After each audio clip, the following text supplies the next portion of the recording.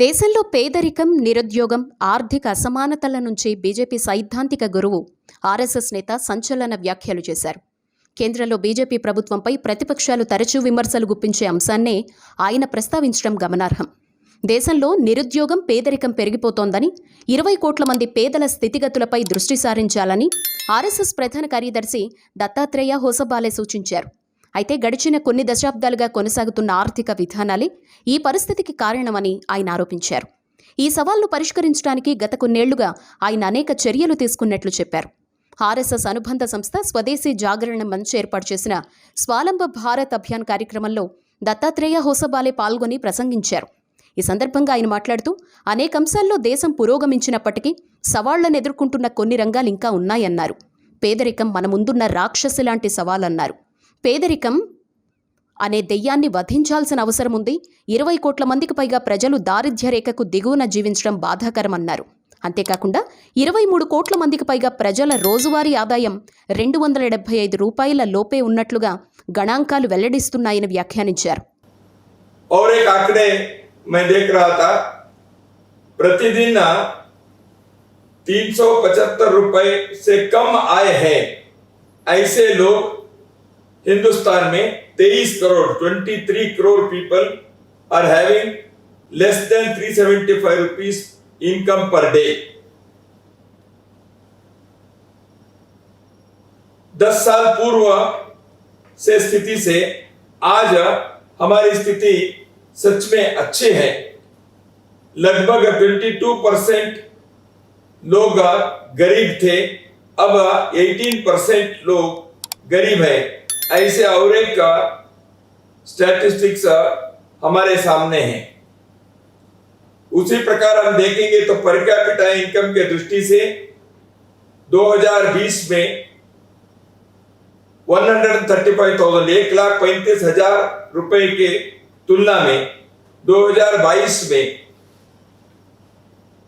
1.5 lakh per capita income के एक आंकड़े हमारे सामने आते हैं. बेरोजगारी की संख्या पिछले जून में लगभग 4 करोड़ 2.2 रूरल एरिया में, 1.8 करोड़ अर्बन एरिया में.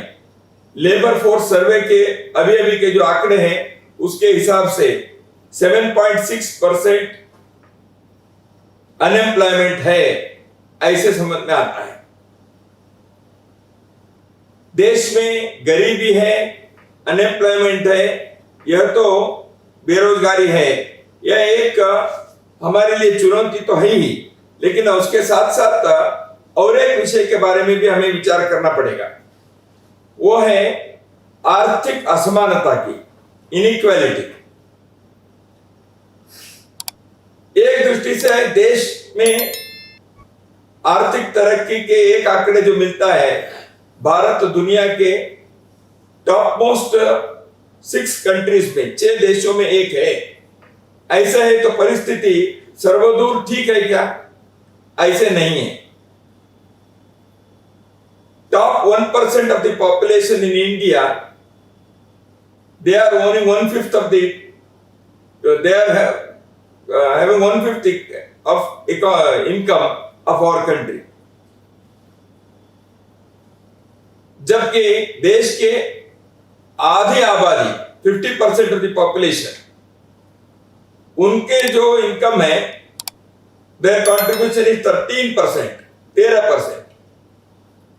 यानी 50% लोगों के इनकम देश के 13% ही है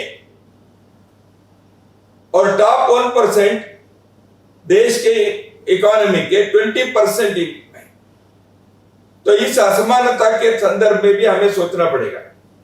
तो इसलिए गरीबी के कारण के संदर्भ में जब देखते हैं तो संयुक्त राष्ट्र संघ ने कुछ बातों के बारे में विभिन्न देशों के सर्वेक्षण करने के पश्चात अपने शोध से, अपने रिसर्च से उन्होंने जो बातें सामने लाई हैं वह भारत के संदर्भ में भी काफी हद तक लागू होती हैं. Inadequate access to clean water and nutritious food, शुद्ध जल और पौष्टिक आहार की उपलब्धता देश के बहुत बड़ी आबादी के लिए आज भी नहीं है। उसी प्रकार लाइवलीहुड, आजीविका और रोजगार, जिसके बारे में आज हम चर्चा कर रहे हैं इस कार्यक्रम में, इस स्वावलंबी भारत अभियान के द्वारा, तो वह एक बहुत बड़ी चुनौती है देश में गरीबी के कारण। अन्य प्रकार के समाज के अंतर्गत जो कॉन्फ्लिक्ट्स होते हैं, टकराव होते हैं, संघर्ष होते हैं, यह भी गरीबी के कारण है, ऐसा संयुक्त राष्ट्र संघ के रिसर्च कहता है। इनइक्वालिटी के बारे में मैंने अभी उल्लेख किया, असमानता के संदर्भ में।